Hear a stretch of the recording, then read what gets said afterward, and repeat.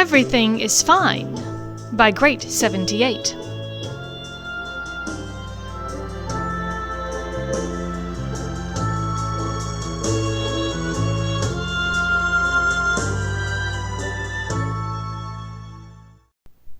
Chapter 6. Reception. What felt like only a few seconds after he lay down and got comfortable for the night, Draco opened his eyes. Was that it? He thought. Was that the night? It seemed as though he had only laid down a moment ago, had just gotten himself comfortable on his pillows and the blankets tucked just so around his knees. He remembered closing his eyes, and then nothing. No tossing and turning. No lying awake processing the day. No dreams. No nightmares. It felt like no time had passed at all, and yet clearly it was morning. The telly had woken him up, blasting at full volume with whatever television program that the real Harlow Garamond enjoyed so much. The people on the screen were frolicking on a beach, and as he took in the skimpy Muggle swimming costumes, Draco began to wonder what exactly wasn't to like about this program. Still, the sound appeared to have not yet woken up Granger. Lower the volume, he thought to himself, and the volume dropped to the low murmur of the day before. Dobby. He spoke quietly into the stillness. A chime, and Dobby stood next to him. What is this program called? This television program is called The Real World, and it aired on the television channel known as MTV from 1992 until 2019. There it was again, a date from the far-flung future. Dobby, what is the current year? Linear years do not exist in the afterlife. The elf smiled. A chime, and Dobby disappeared. Change clothes to joggers and a t-shirt, he said, and looked down to find himself in a black t-shirt and grey joggers. Properly dressed, he stood to explore a bit more of the space that he was apparently meant to share with Granger. The room was overly large, and looked even more so with its sparse furniture. Before he had arrived, there had only been the sofa and a low table in front of it. His presence had doubled the furniture count, as it now included the comfortable recliner and a lamp. Everything, of course, was dominated by the gargantuan screen, where the young people were now playing a game with a ball on the sandy beach. Opposite the door from which he and Ariel had entered was a large glass-paned set of French doors. These led into the garden outside of the gingerbread house. He approached the doors and flipped another chocolate bar lock, throwing the double doors wide open. The garden was decently sized, if a bit boring. There was only sparse grass, not even any trees. He turned to look back into the house. There was the massive chasm of space between where he stood in the garden doorway and the living room. Dobby. A chime sounded next to him. Am I bothering you, calling you so much? He asked of the elf uncertainly. I cannot be bothered, the elf, or whatever it was, replied. Draco was taken aback at the abrupt words. Oh, my apologies. I didn't realize. No, you misunderstand me, Draco. I literally cannot become bothered. I'm an all-knowing universal energy force. I have the capability of appearing anywhere, at any time, to anyone, for any reason, in any form their brain requests. I can be in a trillion, quadrillion places at once, and also be nowhere, all at the same time. I cannot be bothered. Dobby finished explaining. No, this was definitely not his father's timid elf. Can you be a different elf? He asked quizzically. Draco doesn't like Dobby, Dobby asked sadly. Tears formed in the corner of the elf's large tennis-ball green eyes. Well, perhaps there was something of the old elf about him.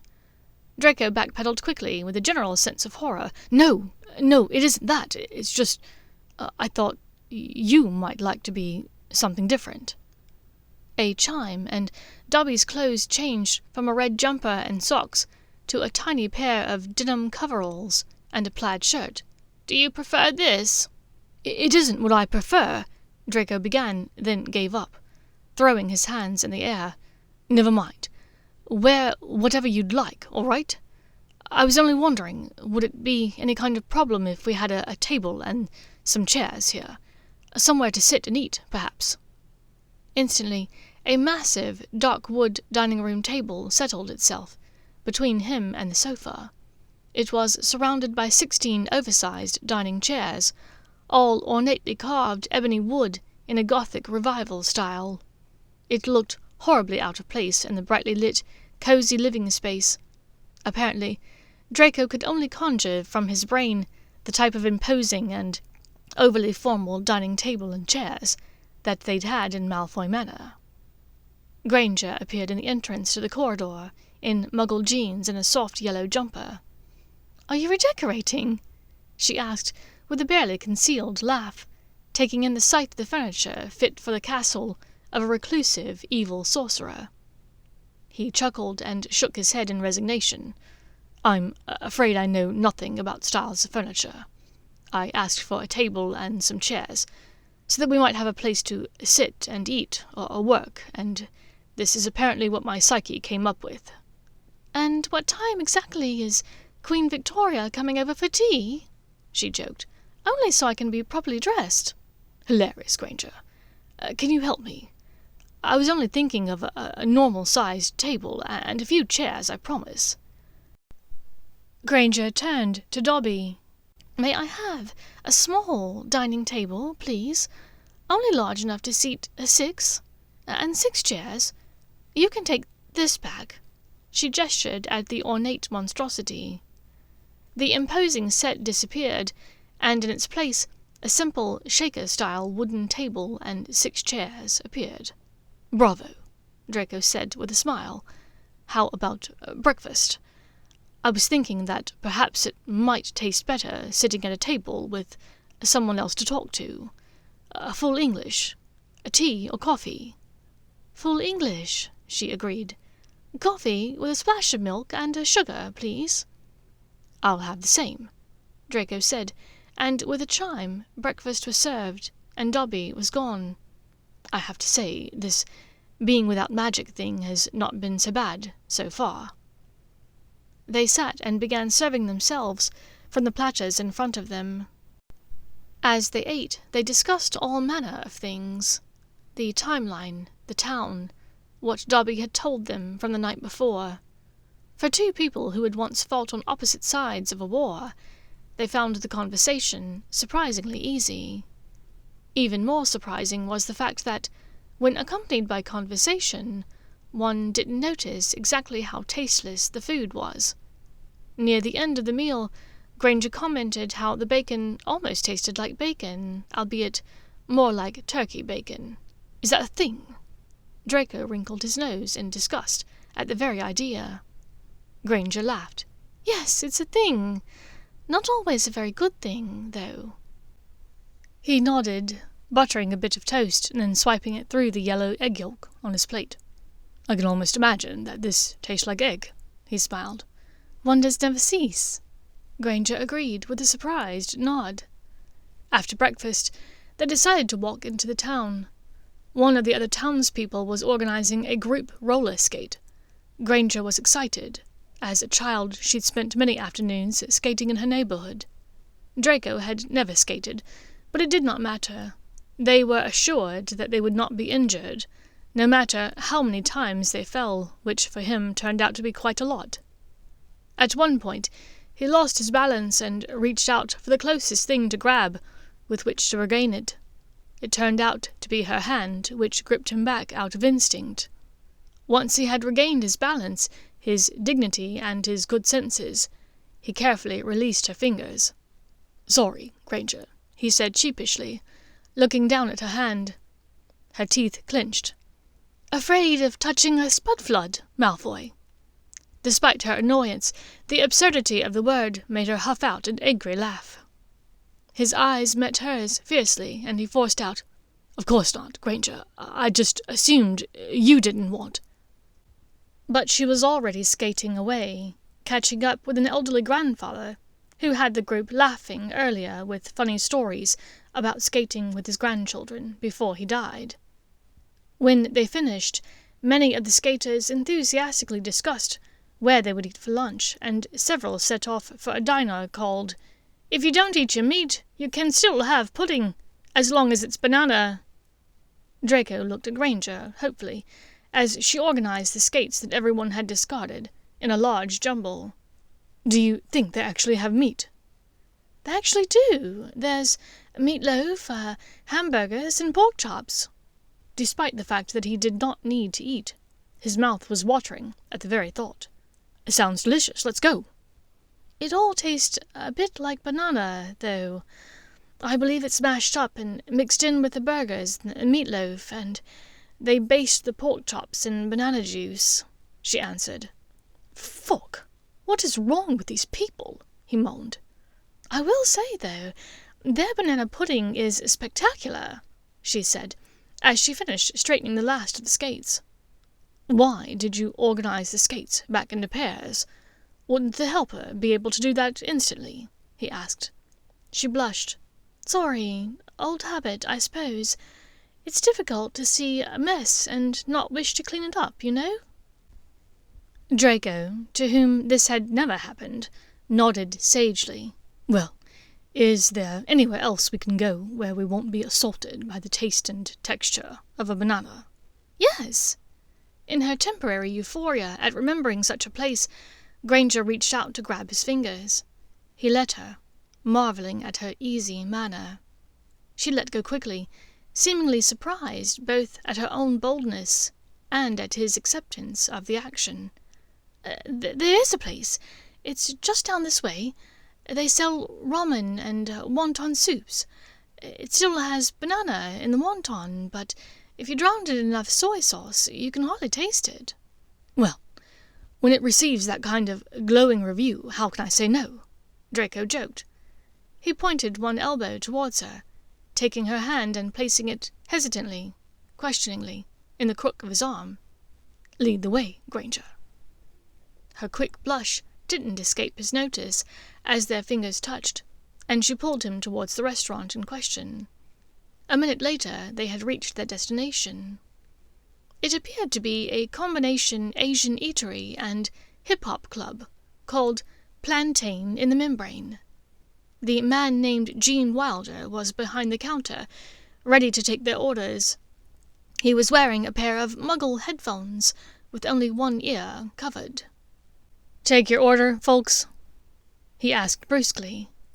"Sorry, aren't you the bloke that runs the oatmeal shop?" Draco asked. "The film star? Yeah, I run half the restaurants here in the good place. You gonna order, or—" "Yes, 2 bowls of soup, please." Granger, standing next to him, stood with her arms folded in front of her. When she was done speaking, she stepped sideways in a stilted manner. He leaned closer to speak quietly to her. "Why are you standing that way?" "He can be a bit particular about how you order. I don't want him to get upset." How odd, Draco thought, as he looked out of the doorway. He noticed a small stand across the street that looked like half of an upside-down banana, stuck into the ground. Across the top, the sign read, "Bluth's Original Frozen Banana." Curiously, the man inside looked just like Richard Pryor, the man who ran Great Balls of Pryor. Does Richard Pryor run the other half? Of the restaurants, I mean?" Granger made a shushing sound next to him. Wilder gave him a hard stare, his head turned sideways, brandishing his bare ear at Draco. "I'm a trifle deaf in this ear. Speak a little louder next time." Draco opened his mouth to speak, but Granger stepped on his foot determinedly. "You need to shut up," the witch whispered through clenched teeth. In silence, the two of them carried trays with their bowls of wonton soup to a small cafe table just outside. Granger had been true to her word. With about 1/3 of the bottle of soy sauce emptied into his bowl, the banana and prawn wontons simply tasted like wontons. Draco looked up to find Richard Pryor staring them down from across the street, even as he offered a frozen banana to one of the skaters from earlier, an accountant from Frankfurt, who had died prematurely of a heart attack.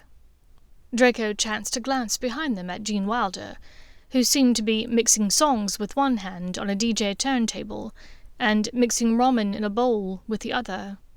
His eyes, however, flitted between the two of them and Pryor.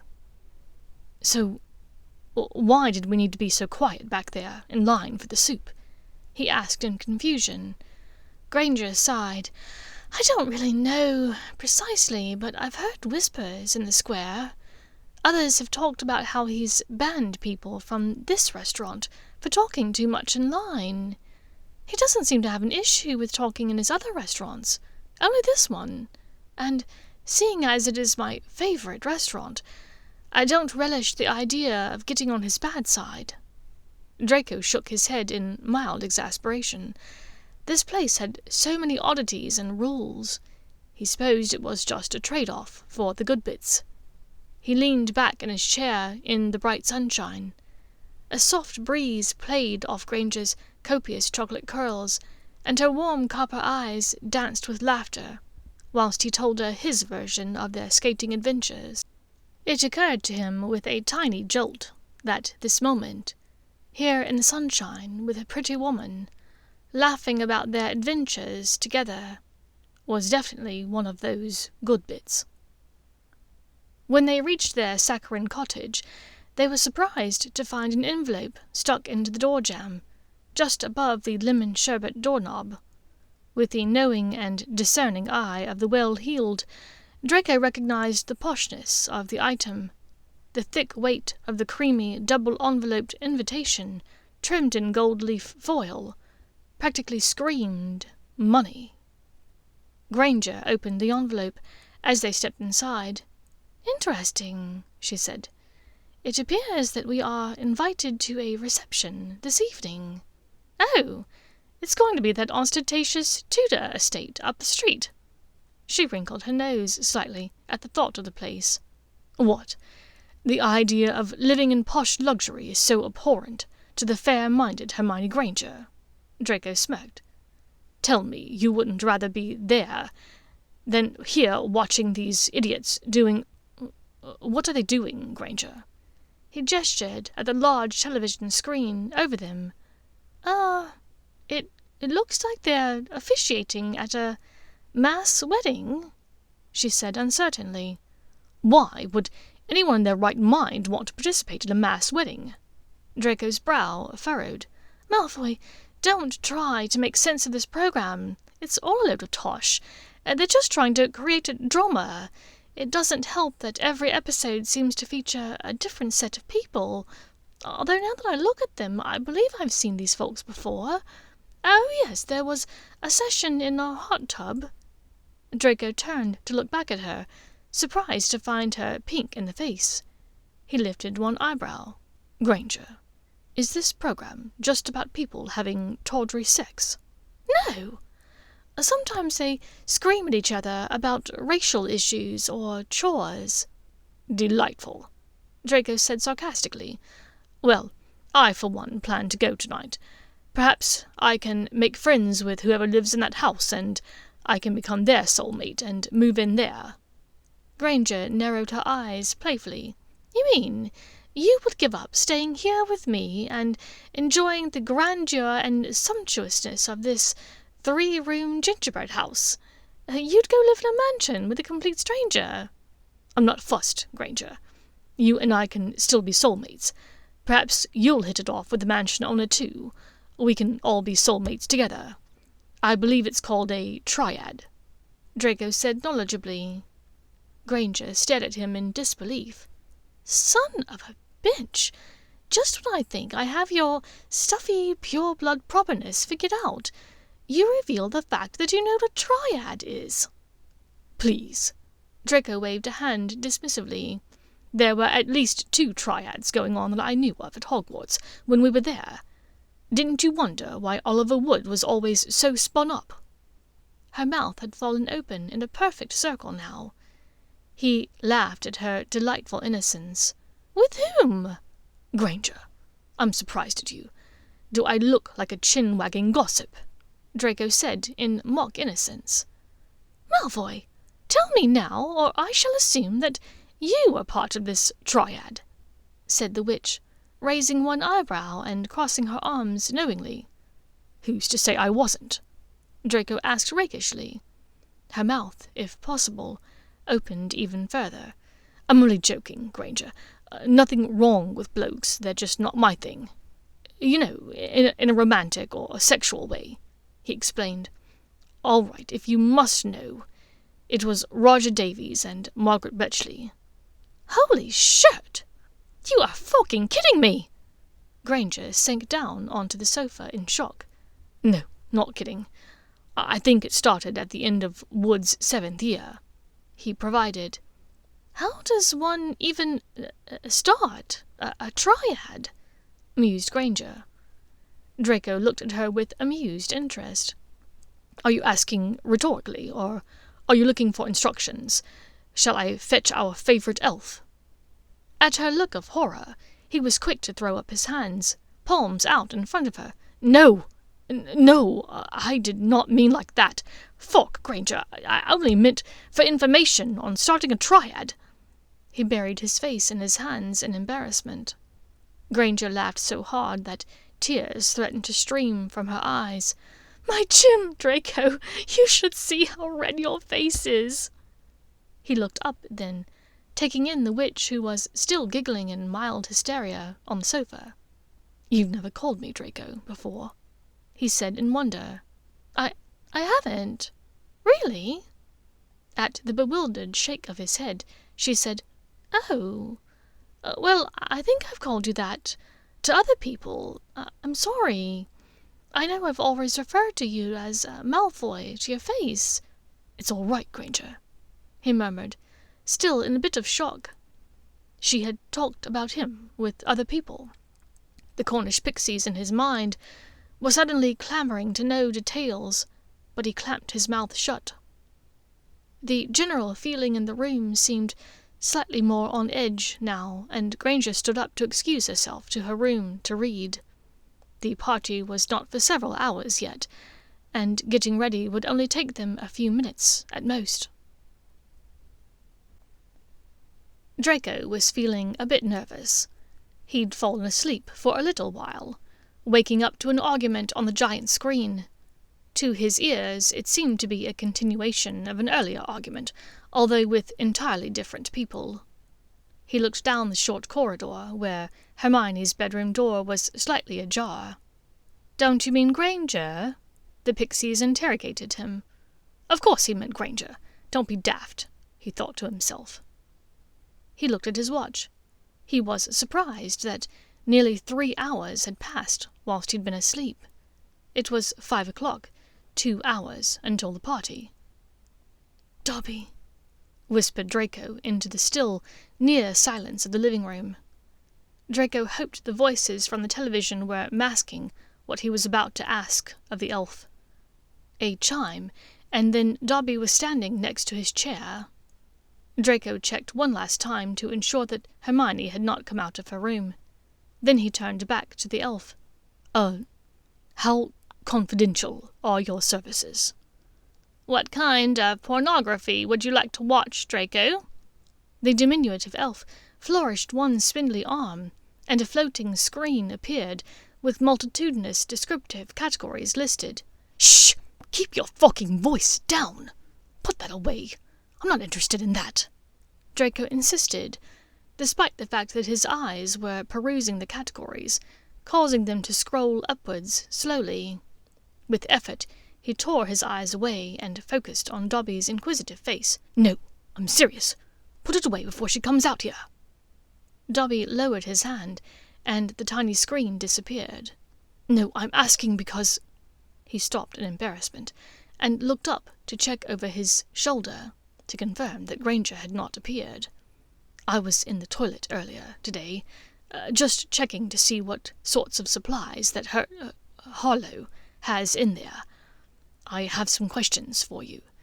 Do we have to take showers to stay clean?" Dobby answered, "No, you only have to imagine yourself clean, and you will be." "Right, I figured as much. So, Harlow just has a shower because she likes it, then?" Dobby nodded. "I'm much the same. I prefer showers as well. The problem is, I don't have magic anymore to—" One more check over their shoulders to ensure their privacy. "Properly fix my hair after I shower." The omniscient oracle, masquerading as a hairless elf, nodded in commiseration. "Are you able to correctly style my hair after I shower?" Draco asked reluctantly, highly embarrassed by this request. "Of course, Draco. I can achieve any style that you can imagine. Marie Antoinette, Tina Turner, Telly Savalas, John Stamos, David Bowie, Medusa.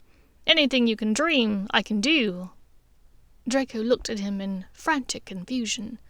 "Dobby, I don't know what half of those things are. I don't want anything different. I just want you to recreate this." He pointed to his current hairstyle, a perfect platinum blonde coif that parted and fell with just the right touch of whimsy and with a dash of daring. It was a style that would take a muggle several minutes of daily work, and a wizard several years of charm perfecting to achieve. Dobby leaned close to inspect the style, moving his head from side to side to get it from all angles. Draco helpfully swiveled his own head around so that the elf could get the full effect. "I can do that," Dobby announced, nodding hard. Draco gave him a piercing stare. He hoped this was true. "Granger, are you ready? The invitation says it's a black and white ball. What are you wearing?" Draco rounded the corner from the corridor to the open door of her bedroom, knocking softly on the door jamb as he approached. She had also fallen asleep. The book she'd been reading dropped to the duvet next to her. He stood there watching her for more moments than it was prudent to stare. Even in sleep, she looked so alive and so breathtaking. Sweet Salazar, where the fuck had that come from? Draco thought he'd gotten over these thoughts back in 5th year, 6th year at latest. Certainly a year or so after the war, maybe 2 or 3 years after at most. The pixies in his head rolled their eyes at him. As he watched her, she began to stir from her slumber, and he quickly busied himself with checking his cufflinks and picking non-existent bits of lint from his sleeves. The Muggle-style tuxedo looked as though it was custom-made for him, and he knew he looked good. Looking up, he caught her turning away quickly, her copper eyes wide, confirming his impeccable appearance. He worked hard to tamp down the self-satisfied smirk. "So, Granger, black or white?" She collected herself, running her hands over her hair to smooth it from her kip. "I was thinking black, perhaps lined with white." She stood and spoke, closing her eyes and screwing up her face in concentration as she did so. "Change clothes to black and white dress." The words she uttered did not do justice to the gown that she suddenly stood before him in. The black form-fitting crepe-black satin hugged every line of her torso, topped with a white band of fabric that skimmed the sweetheart neckline. It dipped low in the back, tied in a small white bow. The A-line skirt had a slit in it to the upper thigh, and the white lining peeked out from inside. Black pumps completed the look. "Holy fuck," Draco said under his breath, unwilling to blink so as not to miss a moment of her. "Easy, Granger. If you show up looking like that, everyone will think you're the guest of honor." "Do you think it's too much?" Hermione asked, worriedly. "I think it's—" A dozen different adjectives came to his mind. Gorgeous, beautiful, jaw-dropping, sexy. I don't think it's too much. You look very nice. Really good. She narrowed her eyes at him. Thanks, Malfoy. You look decently good as well. Just give me a moment to fix my hair, yeah? Hermione swept past him to the toilet, whilst he tried not to focus on the fact that they were back to Malfoy. Never mind the fact that he had just called her Granger. He went to stand in the doorway of the loo, noticing that in the 10 seconds she'd been in the room, she'd already put on a bit of makeup and jewelry. I can never get my hair to do what I want it to do, she complained, almost to herself. That shouldn't be anything new, Granger. As long as I've known it, your hair has had a mind of its own. Sod off, Malfoy, she said, almost conversationally. You know, Dobby is a dab hand at hairstyles. Draco offered without thinking. She exchanged a disbelieving look with her own reflection in the mirror, quickly lowering her hands from her hair and turning to face him with barely restrained glee. Draco Malfoy, I'm dying to know how you know this, having only been here 1 day.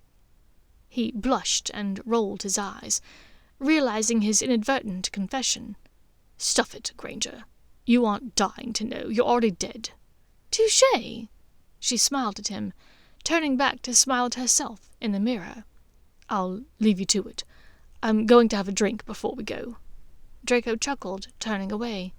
Then he turned back to ask, Is there alcohol here? She considered, then said, I believe so, but I'm not sure if it actually affects you, if that makes sense. Fucking bollocks, he muttered, setting off down the short corridor towards the living room and his chair. Dobby. Scotch. Neat. The elf appeared long enough to hand him a drink, then popped away. He heard Hermione in the toilet, explaining to Dobby exactly how she wanted her hair to be styled. When she emerged a minute later, Draco could not help but stare. Her hairstyle was oddly reminiscent of the Yule Ball all those years ago. He rose from his recliner and walked towards her, without realizing that he did so. Is it all right? She asked uncertainly, her hand coming up to her neck self-consciously. It's perfect, he choked out, unable to remove his eyes from her. She took the glass from his hand and drained it. Shirt, I wish this was the real thing. I'm not looking forward to this. Draco's eyebrows knitted together in his confusion. Why's that? She blew out a breath and looked in annoyance at the ceiling.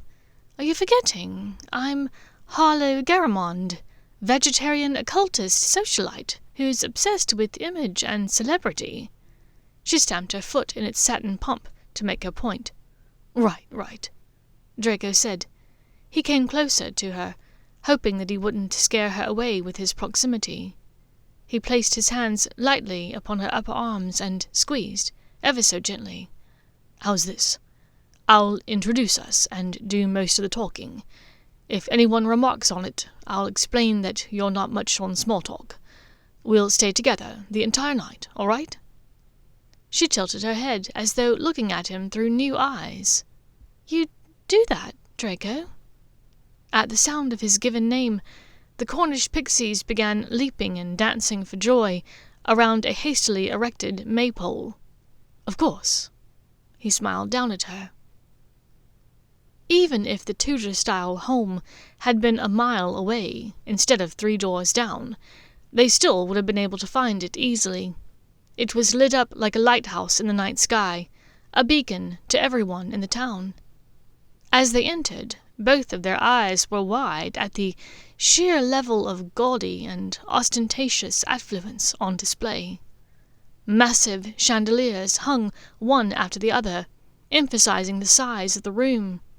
The walls were gilt, with many covered in expensive brocade satins.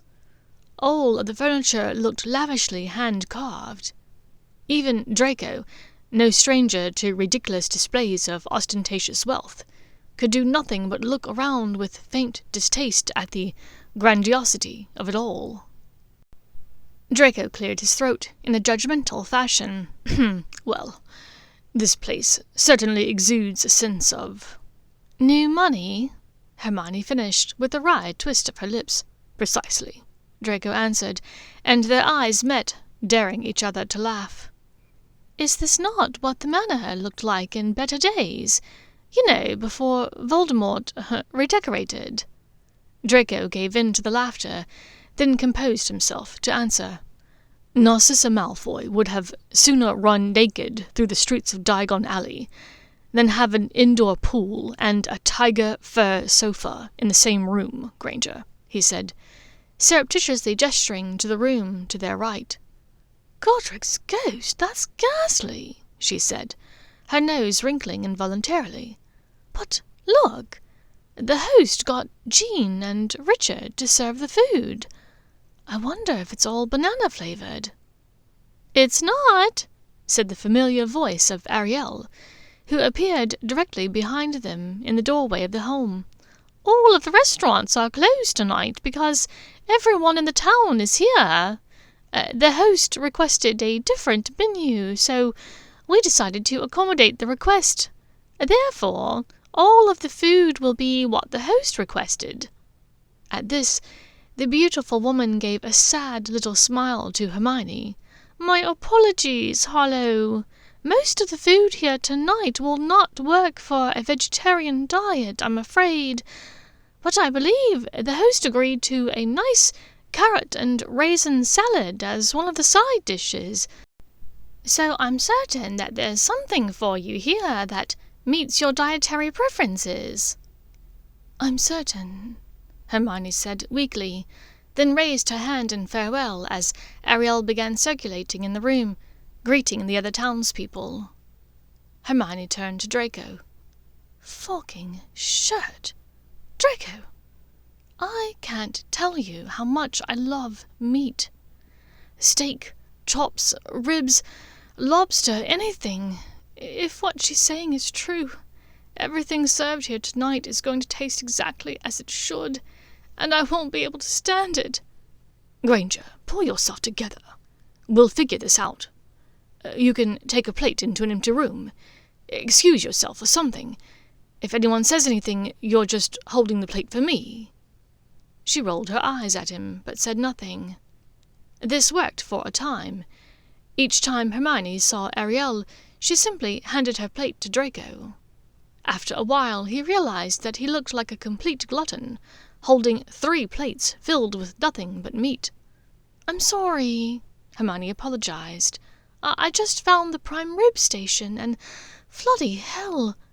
Draco suppressed his laughter and dropped the 3 plates onto a nearby table. Come on, Granger, let's dance. As far as I know, there's no charcuterie station on the dance floor.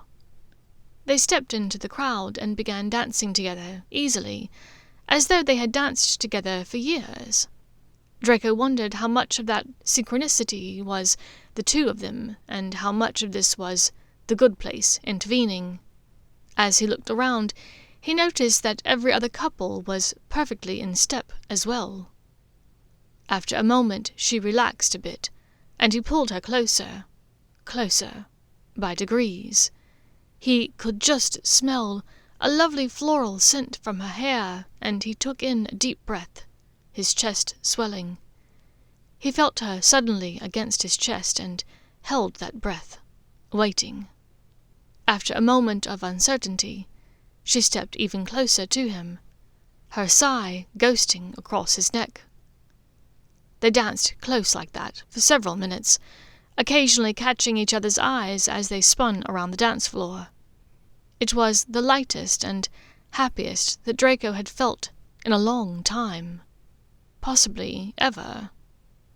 He leaned in close to the shell of her ear and whispered, You truly do look lovely tonight, Hermione. May I have your attention, please? A melodious and familiar voice called out across the room. Ariel had moved to stand on a grand staircase beside the opulent pool in the next room. May I have everyone's attention? The room settled into an expectant silence. Thank you. I only wished to thank our hosts for this evening. Many of you know the man who's lived here for some time. It's only a few days ago that his soulmate arrived, and that's what we are here tonight to celebrate. I'm so pleased to present to you Mr. Ronald Weasley and Miss Luna Lovegood."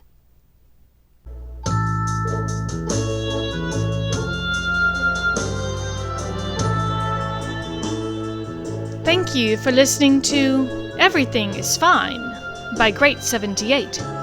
If you enjoyed this story and would like to read more like it, please find me on Archive of Our Own or follow my Spotify channel, Silver and Copper.